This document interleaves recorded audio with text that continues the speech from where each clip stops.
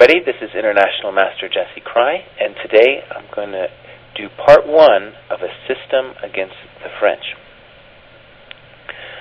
This is a little bit funny for me because I'm a French player myself, and it's kind of odd to do something against your own opening.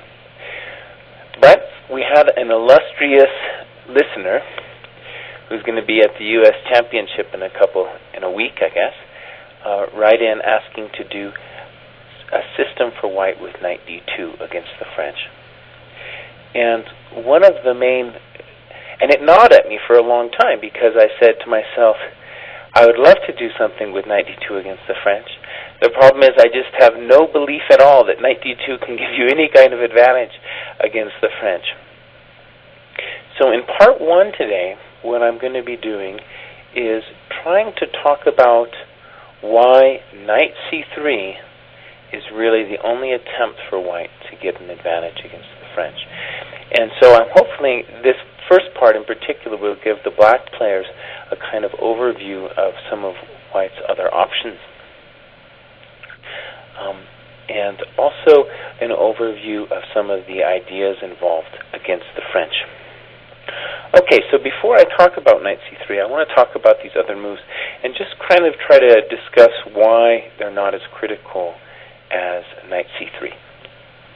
Okay, so here white has a couple main options. He can play e5, the advanced variation.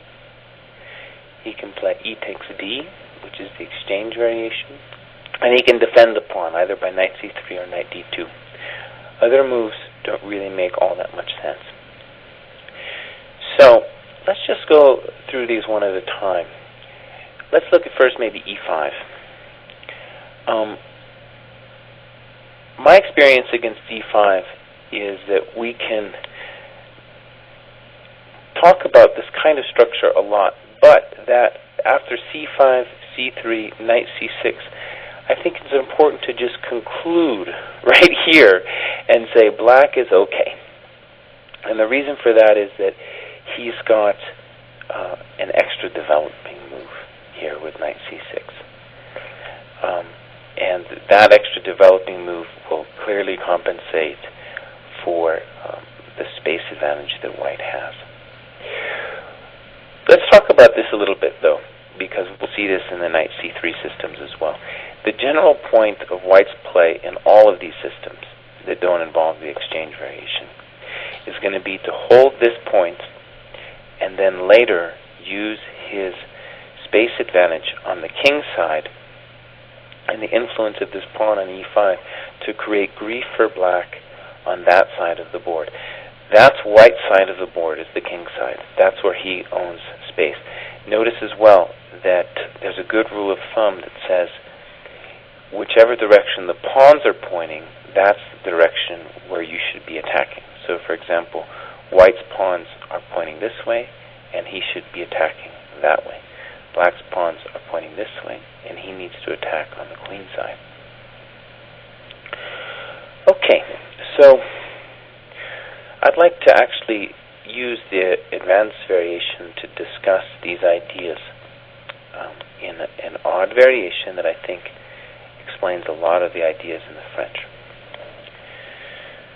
So, Nimzowitsch was one of the first people to play the advanced variation, and he came up with one of the deepest moves that I know of in the history of chess. Unfortunately, it turns out not to be the greatest move, but it's still a very deep move which deserves our attention. Queen g4. So the point is this. What white is saying is that he's going to put his queen on the king side immediately to immediately put that king side under pressure, because it's the king side where he has more space and where he needs to attack. So he immediately brings those 9 points of force already to the king side. And the reason he can't really be punished for developing his queen early is he's putting his queen on a side of the board where he's already dominant. The second factor about this move that I think is really deep is that if black just takes this pawn which is the natural move, he's actually going to find himself in trouble, because what white will play is something like knight f3, knight c6, bishop d3, and just let you have the d4 pawn. Now this is very anti-intuitive, because normally you would say to yourself, well, as a French player, if I get this pawn on d4, I should be okay, because that was my goal, right? But in fact, this black pawn on d4 in the present position is just dead wood. It's just sitting there. And what white is going to do is transfer his energy onto overprotecting this pawn, which you can call the spearhead of the white position. And in this position, I think white is already in black is already in actually big trouble, because white's going to castle, he's going to overprotect e5, and he's going to use that space on the king side to overwhelm black. So black in big strategical trouble here in this position. A very interesting position, a very deep idea with queen g4. So for our French players, let's just go over why queen g4 isn't so popular. After queen g4, black, unfortunately for white, has a nice little trick where you can play knight c6, knight f3, and now this really annoying, disorganizing check queen a5. This is very annoying. The problem is, if c3, now we can take, and now our pawn on d4 is not deadwood. It's threatening to relieve itself on c3, relieve this blockadedness on d4 by taking the pawn. So c3 doesn't work.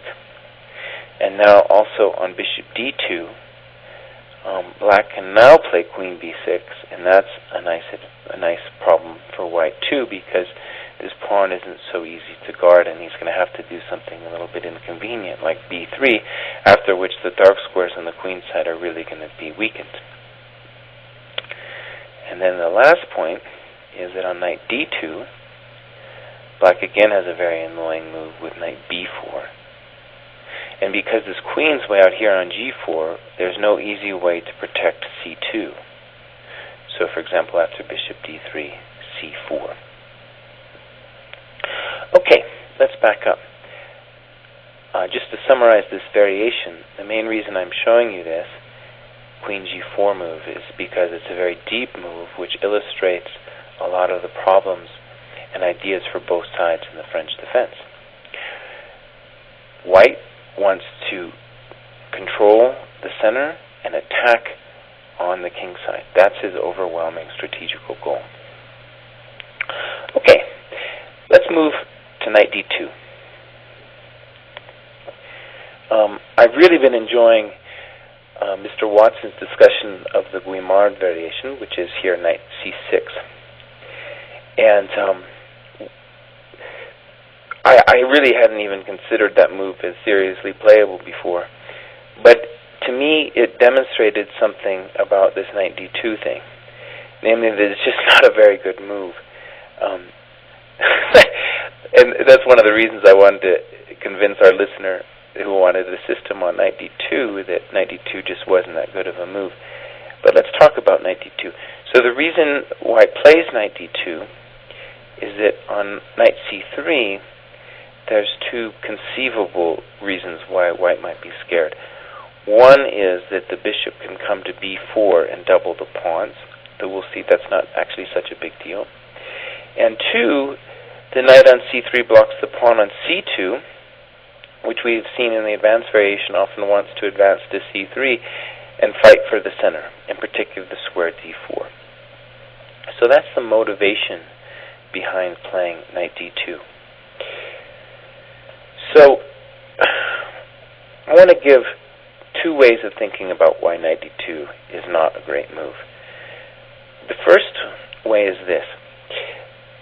If black plays the Tarrasch variation, one thing that's really striking to me about this is, let's say after knight f3, knight c6, white's really only great move here is to play, or only attempt is to play pawn takes pawn, pawn takes pawn.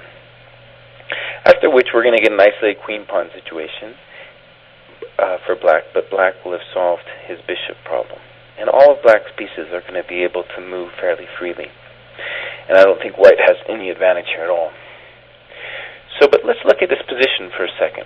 The reason why black can get away with this is that white's pieces are discoordinated. The knight on d2 is blocking the bishop. And so when black opens the position, because white is discoordinated, he has no way to really take advantage of the black setup. Now, let's step back for a moment.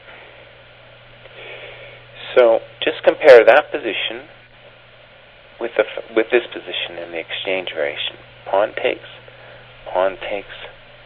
knight f3, and c5. Black has many separate moves here, but c5 is definitely a playable move. Okay, c5. Would you even imagine, would anyone even imagine, conceive of playing knight d2 in this position? It just makes absolutely no sense to play knight d2 in this position. The knight, why would you possibly put it there? It makes no sense to me to put the knight there. So in this simple variation where we see that the exchange is better than the knight d2, it just makes no sense to me to play knight d2. So that's the first reason, kind of clear reason in my mind why knight d2 isn't that great. But the second thing I just want to point out is that in all of these, black has so many different moves here that appear to make sense. The main traditional moves being knight f6 and c5, both of which are very solid. But what's kind of disconcerting, I think, to the knight d2 thing is, in my mind, is my sudden realization that even knight c6 is playable. Now, to my mind, knight c6 as a French player is just heretical. I mean, I feel a little bit bad even because I know children will be watching this video and I don't want them to see such moves as knight c6, especially French playing children. It's even worse than heresy. I mean, heresy has something to do with God, which I don't really understand. But in the French defense, I know that my pawn on c7 wants to partake in the center. And that's the only thing I really know for certain. The point, though, with knight c6, and I thought Watson explained this very nicely, is that after knight f3, which is the only sensible move, really, these knights on f3 and d2 aren't really making themselves happy. They're sometimes called recombinant knights, where they're doing the same job and getting in each other's way. Also, it turns out it's even possible for black to play bishop e7 here. And like Grandmaster Yuri Shulman plays bishop e7 in this position. And I don't have a clue. I don't understand bishop e7 at all. I think I'm going to need David Vigorito to explain bishop e7 to me. I have no idea what bishop e7 is about. But the fact is, it's playable.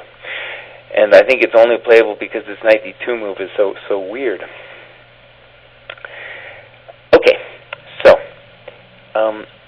knight d2 is not a serious attempt at an advantage for white against the French. Let me just say one thing as a French player, too, so you get kind of a sense of where French players are coming from. I don't really have a great memory, and I don't like studying opening theory that much. And I think that's why I play the French, and I think that's why other French players play the French. It's just a solid opening. I played the Sicilian for years, and I never understood it. I studied the French for maybe 2 days, and I thought I had a grasp of the fundamental ideas behind it. Very simple in its ideas, though obviously very complicated situations can arise. So that's what you're up against as a white player. White e4 players are generally more theoretical, more tactical, and with e6, d5, the black player is trying to engage in like a trench-like warfare where he's familiar with strategical ideas and maneuvering capabilities of the pieces, but it's also not nearly as theoretical as c5. In order to play c5 on a high level, I think you really have to study a lot, and you know, someone like Vigorito plays the Najdorf, I think, very well, and you go into his house and it's like a chess museum. It's just a huge library of books, a lot of them on the Sicilian, and I don't have books. I don't like reading books. I like watching videos. So anyways, that's the difference I think that a white player should understand when he's playing the French player, is the French player just wants to have a solid position.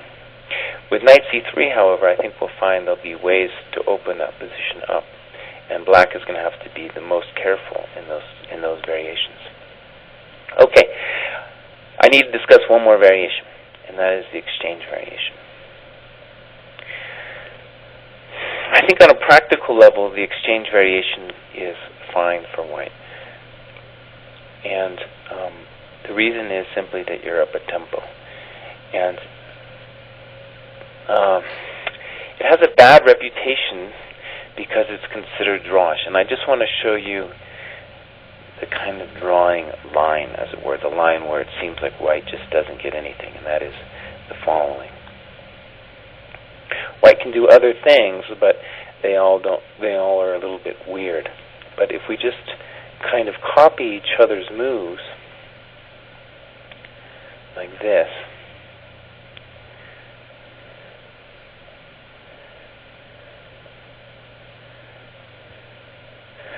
we get this position, which has actually arisen several times.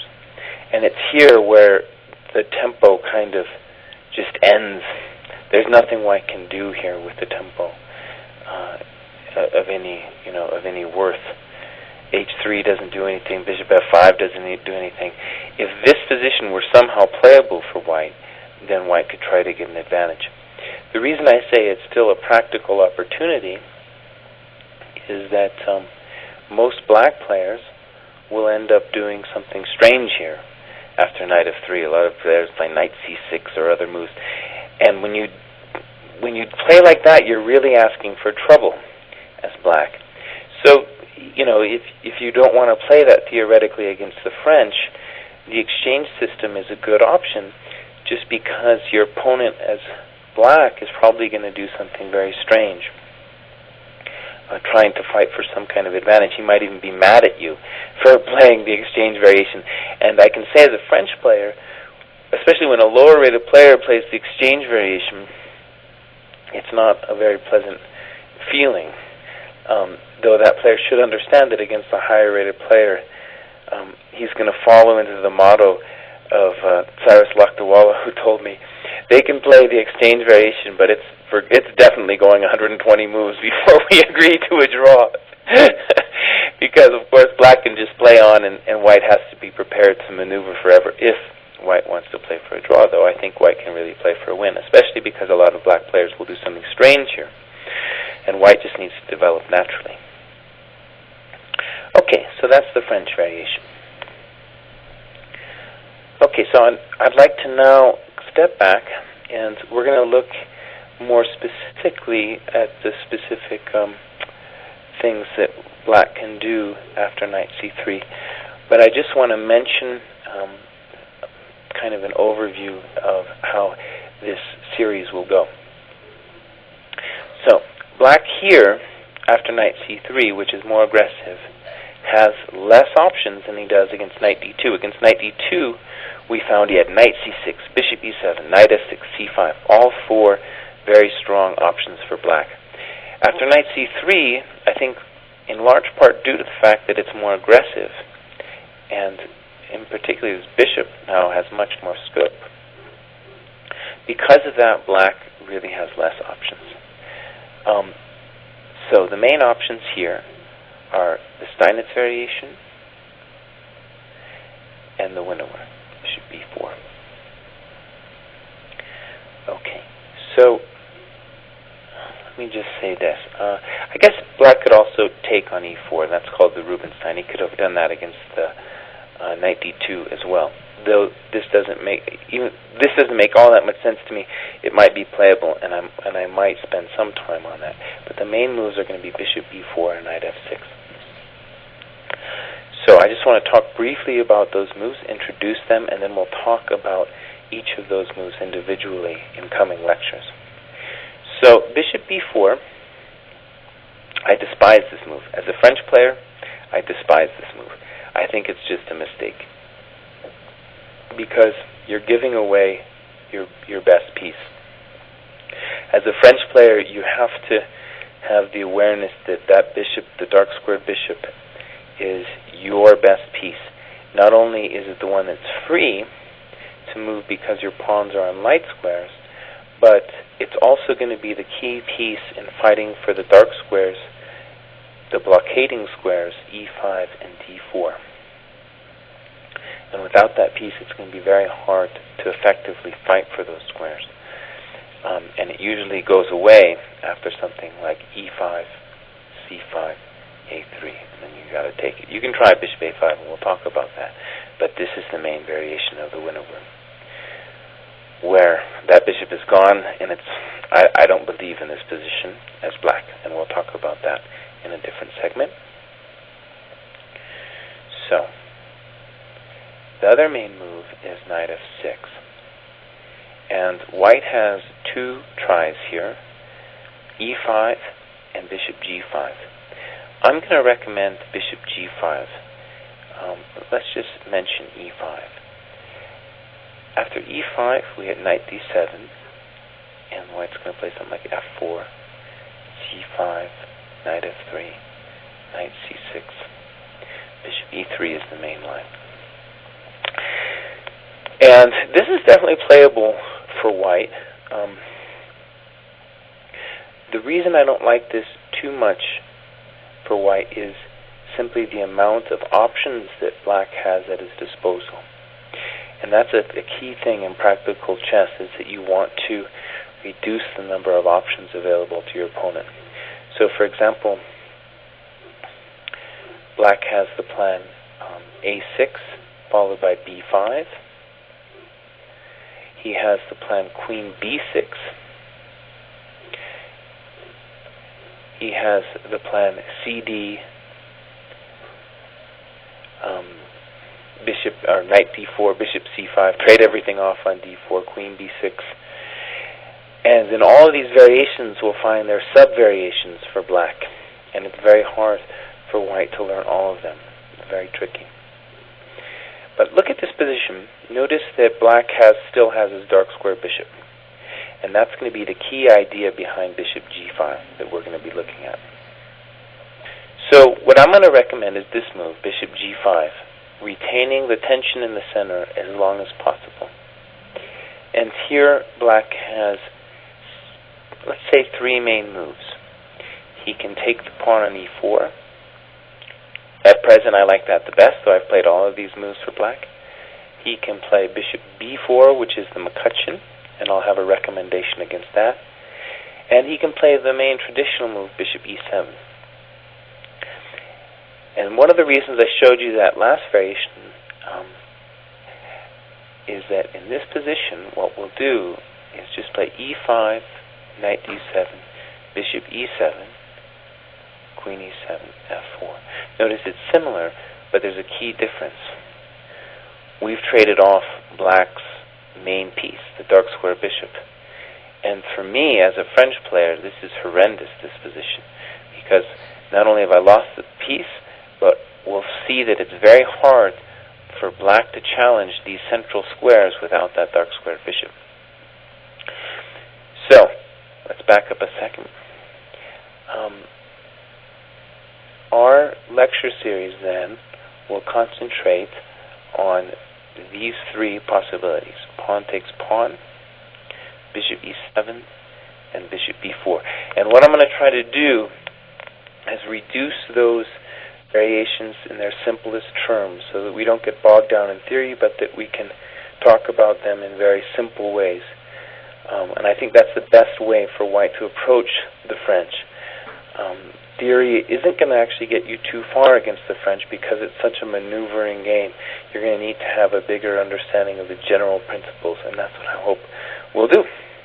So, till next time, this is International Master Jesse Kraai. Bye-bye.